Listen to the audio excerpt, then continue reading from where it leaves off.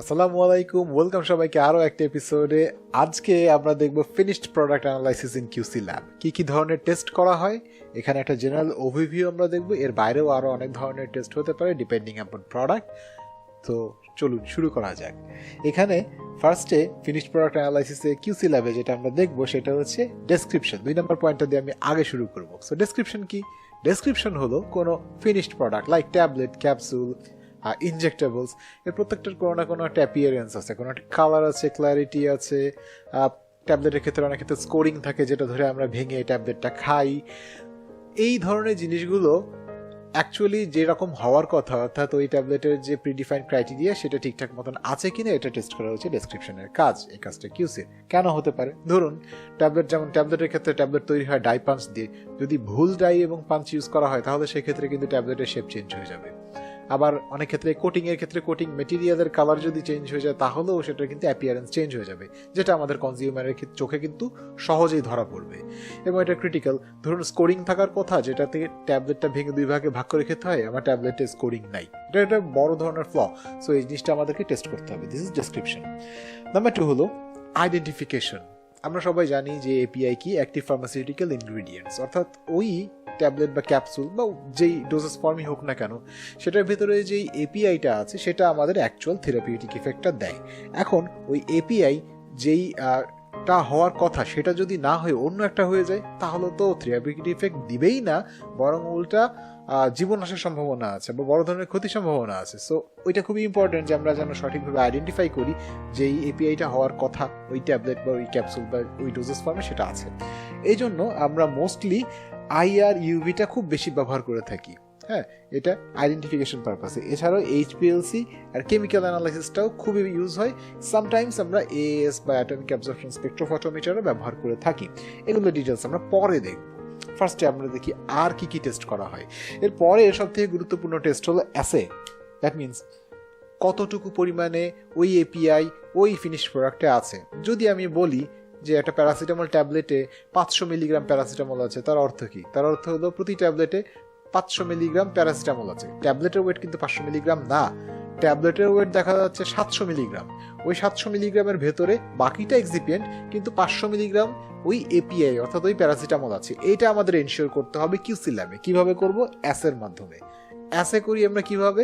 As আমরা different টাইপের instrument ব্যবহার করতে পারি, লাইক এইচপিএলসি, ইউভি, পটেনশিওমিটার বা ম্যানুয়াল টাইট্রেশন। অনেক ক্ষেত্রে এএসও ব্যবহার করা হয়, যেগুলোর ক্ষেত্রে আমাদের ইনঅর্গ্যানিক পার্ট থাকে, লাইক ইনঅক্সাপ্যারিন সোডিয়াম, এখানে সোডিয়াম আছে, এরকম। এরপরে যেটাতে আসি সেটা হচ্ছে বিভিন্ন ধরনের ফিজিকো কেমিক্যাল ক্যারেক্টারিস্টিক্স আমাদের টেস্ট করতে হয়। এক্সাম্পল দিচ্ছি, যেমন এক্সাম্পল হলো পিএইচ।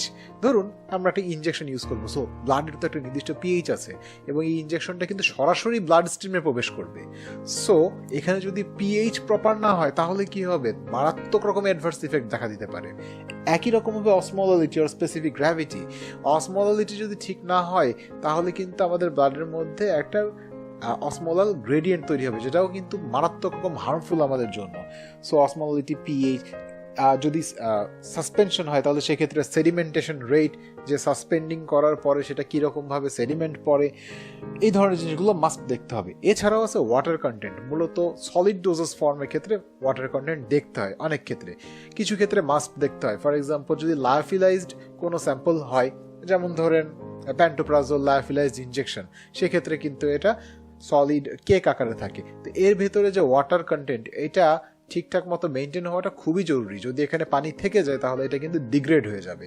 আবার একই রকমভাবে ট্যাবলেট প্রিপারেশনের সময় বা ম্যানুফ্যাকচারিংয়ের সময় আমরা ওয়েট গ্র্যানুলেশন করি, সেক্ষেত্রে কিন্তু এতে পানি অ্যাড করা হয় না। ওই পানির পরিমাণটা কিন্তু একটা সার্টেন পার্সেন্টেজের ভেতরে থাকতে হবে। লাইক ফর এক্সাম্পল অনেক ক্ষেত্রে হয় এটা not more than 4% or 3%। So এইটা যদি মেনটেন না হয় তাহলে মাইক্রোবায়াল গ্রোথের কিন্তু বড় ধরনের সম্ভাবনা থেকে যায়। এই কারণে আমরা ওয়াটার কন্টেন্টটাও কিউসি ল্যাবে টেস্টিংয়ের সময় ফিনিশ প্রোডাক্টে চেক করে থাকি।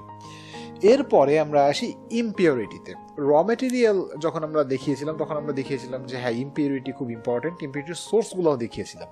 এখানেও আমরা ওভাবেই দেখব যে ইমপিউরিটি এক্ষেত্রে মূলত 2 রকম, একটা হচ্ছে রিলেটেড সাবস্টেন্স আর একটা হলো নর্মাল ইমপিউরিটি। ফার্স্টে আমরা দেখি রিলেটেড সাবস্টেন্সেস কি।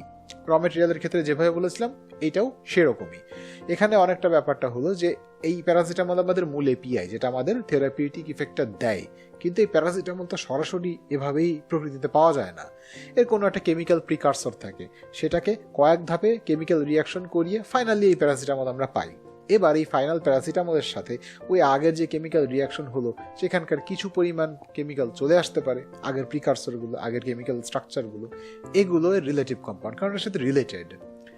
আবার এই যে প্যারাসিটামল, এটা তো ডিগ্রেড হয়েও অন্য ধরনের কেমিক্যালে রূপান্তরিত হতে পারে, কারণ এই প্রোডাক্টটা আমাদের শেলফ লাইফে থাকবে, আমাদের বাসাবাড়িতে থাকবে ধরেন 2 বছর পর্যন্ত। এই সময়ে এটা কি ডিগ্রেড হতে পারে না? ডিগ্রেড হয়ে কি হবে? অন্য একটা কেমিক্যালে রূপান্তরিত হবে। এই কেমিক্যালটা তো আমাদের দেহের জন্য হার্মফুল হতে পারে। সো এই আগের এবং পরের এই 2 ধরনের কেমিক্যালই কিন্তু আমাদের জন্য হার্মফুল হতে পারে, যেগুলো আমাদের এই মূল যে র ম্যাটেরিয়াল সেটা রিলেটেড সাবস্টেন্সেস, সেই রিলেটেড সাবস্টেন্স এগুলো আমাদের কন্ট্রোল করতে হবে। তাহলে আমাদের দেখাতে হবে যে এই রিলেটেড সাবস্টেন্স কনসিডারেবল লিমিটের ভেতরে আছে। রিলেটেড সাবস্টেন্সের সাথে আরো একটা জিনিস সেটা চলে আসে, সেটা হলো ইমপিউরিটিস। ইমপিউরিটিস কি?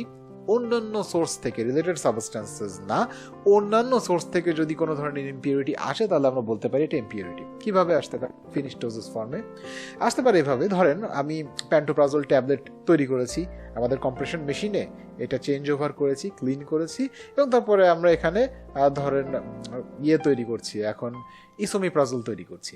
এবার এই যে ইসোমিপ্রাজোল তৈরি করছি, ক্লিনিংটা যদি একদম প্রপারলি না হয়, এয়ারে যদি কিছু ডাস্ট থাকে, যদি ইনস্ট্রুমেন্টে কিছু পরিমাণ আগে লেফট ওভার থাকে, সেটা তো পরেরটার ভিতর চলে আসবে, ওইটা কিন্তু ইমপিউরিটি, ওটা আমি চাই না আমাদের বডিতে। সো এই ইমপিউরিটি হচ্ছে সেই বিভিন্ন সোর্স থেকে আসা ইমপিউরিটি। মূলত রিলেটেড সাবস্টেন্সেসও এক ধরনের ইমপিউরিটি, ইমপিউরিটিগুলো আলাদা অন্যান্য ইমপিউরিটি। সো এই দুইটা জিনিসই আমাদেরকে কিন্তু কনসিডার করতে হবে, এবং এগুলোকে অবশ্যই অ্যাকসেপ্টেবল লিমিটের ভেতরে রাখতে হবে। অ্যাকসেপ্টেবল লিমিট কিভাবে সেট হয়? অ্যাকসেপ্টেবল লিমিট সেট হয় ফার্মাকোপিয়াল গাইডলাইন থেকে অথবা আইসিএইচ গাইডলাইন থেকে, যেটা ডেইলি ডোজেজের উপর ডিপেন্ডেন্ট। অনেক ক্ষেত্রে এটা সরাসরি বলাই থাকে। এটা হার্মফুল এবং রিস্ক অ্যাসেসমেন্টের উপরে বেস করেও ঠিক করা হয়। তো কিভাবে আমরা অ্যানালাইসিস করব? এর ক্ষেত্রে অবশ্যই আমাদের এমন ধরনের অ্যানালিটিক্যাল টেকনিক নিতে হবে যেটা কিনা সেপারেশন করতে পারে। কারণ কি? কারণ এই রিলেটেড সাবস্টেন্স বলেন আর ইমপিউরিটি বলেন, এটা পরিমাণ থাকবে খুবই সামান্য, অল্প। এখন এই অল্প পরিমাণ সাবস্টেন্স আমরা তো নর্মালি অন্যান্য যে কোনো মেথডে ডিটেক্ট করে ফেলতে পারি না, কারণ যেখানে সেপারেশন নেই সেখানে এটা বুঝতে পারবো না। সেক্ষেত্রে আমাদেরকে অবশ্যই এইচপিএলসি, টিএলসি, জিসি এই ধরনের ক্রোম্যাটোগ্রাফিক টেকনিক ব্যবহার করতে হবে, যেটাতে কিনা সেপারেশন হয়। তাহলে আমরা এই ছোট ছোট যে ইমপিউরিটিগুলো সেগুলোকে হয়তো পিক আকারে পাবো বা স্পট আকারে পাবো, এবং দেন আমরা কোয়ান্টিফাই করতে পারবো যে এইটা কতটুকু পরিমাণে আছে, সেটা কি আমাদের গ্রহণযোগ্য লিমিটের ভিতরে আছে নাকি নেই। এই গেল ইমপিউরিটি। ইমপিউরিটির পরে আসি আমরা আরেকটা ক্লাসে, যেটা হচ্ছে প্রিজারভেটিভ কন্টেন্ট টেস্ট। এই টেস্টটা বেশিরভাগ ডোজেস ফর্মেই থাকে না, সেই সব ডোজেস ফর্মেই প্রিজারভেটিভ কন্টেন্ট টেস্ট থাকবে যেটাতে কিনা প্রিজারভেটিভ ইউজ করা হয়েছে। তো সাধারণত লিকুইড ডোজেস ফর্মে প্রিজারভেটিভটা দেওয়া হয়। এখন আমরা জানি যে প্রিজারভেটিভ কিন্তু আমাদের বডির জন্য হার্মফুল।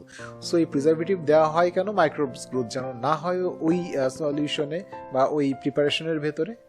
সো এটাকে অবশ্যই একটা সহনীয় মাত্রার ভিতরে আমাদের রাখতে হবে। দ্যাটস ওয়াই আমাদের প্রিজারভেটিভ টেস্ট করতে হবে। এটা অনেকটা ইমপিউরিটির মতোই, এবং ইমপিউরিটি টাইপের অ্যানালিটিক্যাল মেথডেই টেস্ট করা যায়, এবং মোস্টলি প্রিজারভেটিভটা এইচপিএলসি দিয়ে বা ইউপিএলসি দিয়েই টেস্ট করা হয়। এই গেল প্রিজারভেটিভ পার্ট। এরপরে আমরা আসি কন্টেন্ট ইউনিফর্মিটিতে। তো কন্টেন্ট ইউনিফর্মিটি কি? আমরা দেখেছি যে অ্যাসেতে আমরা বের করছি যে কত পার্সেন্ট ওই এপিআইটা আছে ওই ডোজেস ফর্মে। এখন এই অ্যাসে করা হয় কিভাবে, এটা আমরা একটু বুঝি। ট্যাবলেটের দিয়ে এক্সাম্পলটা দিই। ট্যাবলেটের অ্যাসে করার সময় সাধারণত আমরা 10টা অথবা 20টা ট্যাবলেট একসাথে নিয়ে অ্যাজ এ হোল ট্যাবলেট দিতে পারি, অথবা ক্রাশ করে নেই, মোস্টলি ক্রাশ করে দেন ওইখান থেকে একটা নির্দিষ্ট পরিমাণ পাউডার নিয়ে ওয়েইং করে স্যাম্পল তৈরি করে টেস্ট করি। তার মানে কি, এই অ্যাসের যে রেজাল্ট এটা কিন্তু এক ধরনের অ্যাভারেজ রেজাল্ট, 20টা ট্যাবলেটের অ্যাভারেজ রেজাল্ট। ওকে, সো যদি এমন হয় যে 3টা ট্যাবলেট নিলাম, এই 3টা ট্যাবলেটের একটাতে আছে 100% এপিআই, আরেকটাতে আছে 80% এপিআই, আরেকটাতে আছে 120% এপিআই, তাও কি হবে? এটা অ্যাসে করলে এর অ্যাসে আসবে কত? 100%, অ্যাভারেজ 100%। কিন্তু আসলে কি তাই? আসলে কি সবগুলোতে 100% ছিল না। একটাতে 80, একটাতে 100, একটাতে 120% ছিল। তো এই যে ইন্ডিভিজুয়াল ট্যাবলেটে ওই ড্রাগের ডিস্ট্রিবিউশন কতটা আছে, এইটা ডিটারমাইন করি আমরা এই কন্টেন্ট ইউনিফর্মিটি টেস্টটা দিয়ে। সো কন্টেন্ট ইউনিফর্মিটি আমরা কিভাবে করব? অ্যাসে যেভাবে করি হুবহু সেম টেকনিকেই আমরা কন্টেন্ট ইউনিফর্মিটি করতে পারবো, like UV, HPLC, potentiometer, titration, etcetera. এই ধরনের মেথড আমরা ব্যবহার করতে পারি। তো কন্টেন্ট ইউনিফর্মিটি কি করা হয়, এখানে করা হয় সাধারণত 10টা অথবা 30টা ইউনিট ডোজেস ফর্ম নিতে হয়, লাইক ট্যাবলেট হতে পারে, ক্যাপসুল হতে পারে, অনেক ক্ষেত্রে সেমি সলিড প্রিপারেশনস হতে পারে, ইনজেক্টেবলস হতে পারে। এগুলোকে আমরা নিয়ে আমরা আলাদা আলাদাভাবে অ্যানালাইসিস করি। আলাদাভাবে অ্যানালাইসিস করে দেখাই যে প্রত্যেকটাতেই সেম পরিমাণ ড্রাগ আছে। দুইভাবে করা যায় কন্টেন্ট ইউনিফর্মিটি, একটা হলো ডিরেক্ট কন্টেন্ট ইউনিফর্মিটি আর একটা হলো ওয়েট ভেরিয়েশন। যেগুলোর সাধারণত ট্যাবলেটের ওয়েট বেশি, আমি বেশি বলতে একটা ইউএসপি রেফারেন্স দিচ্ছি, এটা হচ্ছে যদি এমন হয় যে ওই ট্যাবলেটে টোটাল ওয়েটের 25% অথবা এর থেকে নিচে বা এর থেকে কম যদি এপিআই থাকে, তাহলে সেক্ষেত্রে আমরা করব কন্টেন্ট ইউনিফর্মিটি, অর্থাৎ সরাসরি অ্যানালাইসিস করব প্রত্যেকটা স্যাম্পল নিয়ে। আর যদি 25%-এর থেকে বেশি থাকে এপিআই, অথবা ওই ট্যাবলেটের ভিতরে এপিআই এর পরিমাণ 25 মিলিগ্রামের থেকে বেশি হয়, তাহলে সেক্ষেত্রে আমরা করতে পারি ওয়েট ভেরিয়েশন। ওকে, সো ওয়েট ভেরিয়েশন কি, সেই ক্ষেত্রে আমরা প্রত্যেকটা ইন্ডিভিজুয়াল ইউনিটকে অ্যানালাইসিস করব না অ্যাসের মতো করে, আমরা ওয়েট নেব। ধরেন 10টা ট্যাবলেট আছে, এগুলোর ওয়েট বেশি, লাইক 500 মিলিগ্রাম করে, আমরা 10টা ট্যাবলেটের ওয়েট নিব এবং ওই সিমিলার পদ্ধতিতেই চেক করে দেখব যে ইউনিফর্মলি ডিস্ট্রিবিউটেড আছে কিনা। এটার এক্সপ্রেশনটা হয় অ্যাকসেপ্টেন্স ভ্যালু দিয়ে, অর্থাৎ এটা এক ধরনের স্ট্যাটিস্টিক্যাল এক্সপ্রেশন। স্ট্যাটিস্টিক্যাল একটা টুল ব্যবহার করে আমরা এনশিওর করি যে কন্টেন্টটা ইউনিফর্মলি ডিস্ট্রিবিউটেড আছে। এরপর আমাদের আসে প্রোডাক্ট পারফরমেন্স টেস্ট বিভিন্ন রকমের। এই যে প্রোডাক্টটা বানালাম, হ্যাঁ এটাতে ইম্পিউরিটি কম আছে ঠিক আছে, কিন্তু প্রোডাক্টটা খেলে অথবা এটা নিলে এটা যে ঠিকঠাক মতন কাজ করবে এর গ্যারান্টি কি? এর গ্যারান্টি দেয় প্রোডাক্ট পারফরমেন্স টেস্ট। এর মধ্যে আছে ধরেন ডিসলিউশন, নিউ জেনারেশন ইম্প্যাক্টর অথবা এসিআই, এ ধরনের ইনহেলেশন ডিভাইস টেস্টার, পারফিউশন। আমি একটু জাস্ট ছোট্ট করে ব্যাখ্যা করি ডিসলিউশন কি। ডিসলিউশনটা সাধারণত ট্যাবলেট ক্যাপসুলের ক্ষেত্রে করা হয়। তো এটাতে হয় কি, এটাতে ইউনিট ডোজেস ফর্মকে কোনো একটা মিডিয়াতে ডিজলভ করা হয়। কেমন করে করা হয়? আসলে খাওয়ার যে ডোজেস ফর্মগুলো, এগুলো তো আমাদের স্টমাকে যায় অথবা ইন্টেস্টাইনে যায়, স্টমাকের পরে। তো এখানে যে এই ট্যাবলেটগুলো তো ভাঙতে হবে, আমরা গিলে খাচ্ছি, ট্যাবলেটগুলো যদি না ভাঙে তাহলে তো এটা কাজ করবে না। ভাঙার পরে কি হবে, এই এপিআই গুলো আমাদের সিস্টেমিক অ্যাবজর্পশন হতে হবে, অর্থাৎ আমাদের ব্লাড সার্কুলেশনে যেতে হবে। তার জন্য আগে কি হতে হবে, এই গাট ফ্লুইড যেটা আছে তার মধ্যে এটা ডিজলভ হতে হবে, অর্থাৎ গুলে যেতে হবে, লাইক চিনি যেমন পানিতে দিলে গুলে যায় সেটা। তো এই জিনিসটা টেস্টের জন্য আমরা করি কি, আমরা ভেসেল থাকে, ভেসেলের ভিতরে মিডিয়া দিয়ে একটা নির্দিষ্ট পরিমাণ, হয়তো 900 ml 500 ml হোয়াট এভার, এটা দিয়ে এর ভিতরে একটা প্যাডেল থাকে বা বাস্কেট থাকে বা বিভিন্ন অ্যারেঞ্জমেন্ট আছে, এটা থাকে, এর মধ্যে দিয়ে আমরা টেস্ট করি যে এটা কত দ্রুত গুলে যাচ্ছে বা এর ডিজলভ হওয়ার প্যাটার্নটা কি। অনেক ক্ষেত্রে আমরা চাই যে স্লোলি ডিজলভ হোক, যেমন ধরেন অনেক ক্ষেত্রে আমাদের থাকে ইনস্ট্যান্ট রিলিজ ট্যাবলেটই আমাদের বেশি থাকে, যেগুলো আমাদের খেলে সাথে সাথে কাজ করে। অনেক ক্ষেত্রে থাকে এক্সটেন্ডেড রিলিজ, মানে এটা আস্তে আস্তে রিলিজ হবে, একবার খাবো 12 ঘন্টা পর্যন্ত কাজ করবে। কিভাবে হবে, সে আস্তে আস্তে রিলিজ হবে। সো ওই রিলিজ প্যাটার্নটা প্রপারলি ফলো করছে কিনা এটা আমরা এই ডিজলিউশন দিয়ে চেক করছি। এনজিআই, এসিআই এই ধরনের ইনস্ট্রুমেন্টগুলো ইউজ করা হয় ইনহেলার অথবা ড্রাই পাউডার ইনহেলার যেগুলো আছে, এর পার্টিকেলগুলো আমরা যখন শ্বাসের মাধ্যমে নিচ্ছি এটা ডিস্ট্রিবিউটেড কিভাবে হচ্ছে এটা চেক করার জন্য, এটাও প্যাটার্নটা চেক করা হচ্ছে। এছাড়া হচ্ছে পারফিউশন, মানে ধরুন কোনো একটা প্যাচ যেটা আমাদের স্কিনের উপর লাগাচ্ছি, এখান থেকে এটা পারফিউশন হয়ে স্কিনের ভিতরে ঢুকছে, কি রেটে ঢুকছে অ্যাকচুয়ালি সেটা আমরা চেক করছি। তো এই ধরনের টেস্টগুলো সাধারণত আমরা অ্যাসে যে ধরনের ইকুইপমেন্ট ইউজ করে থাকি সেগুলোই ব্যবহার করতে পারি, লাইক ইউভি, এইচপিএলসি, পটেনশিওমিটার, এই ধরনের ইকুইপমেন্ট ব্যবহার করতে পারি। এছাড়া আছে ডিসইন্টিগ্রেশন, লাইক ট্যাবলেটটা খাওয়ার পরে, সাধারণত ট্যাবলেটেরই হয় এই টেস্টটা, খাওয়ার পরে এটা সিস্টেমে যে এটা কি ভেঙে যায় নাকি যায় না। তো ভালো কথা। ডিসলিউশনের ক্ষেত্রে আবার অনেক ক্ষেত্রে একটা হয় যে এন্টেরিক কোটিং করা হয়, মানে আমরা কিছু ট্যাবলেট আছে যেগুলো কিনা আমাদের স্টমাকে যে যদি ব্রেকডাউন করে, আগে তো স্টমাকে যে ব্রেকডাউন করে তাহলে এটা মানে নষ্ট হয়ে যায়, এটাকে আমাদের ইন্টেস্টাইনে যে ব্রেকডাউন করাতে হবে, ওখান থেকেই অ্যাবজর্পশনটা হবে।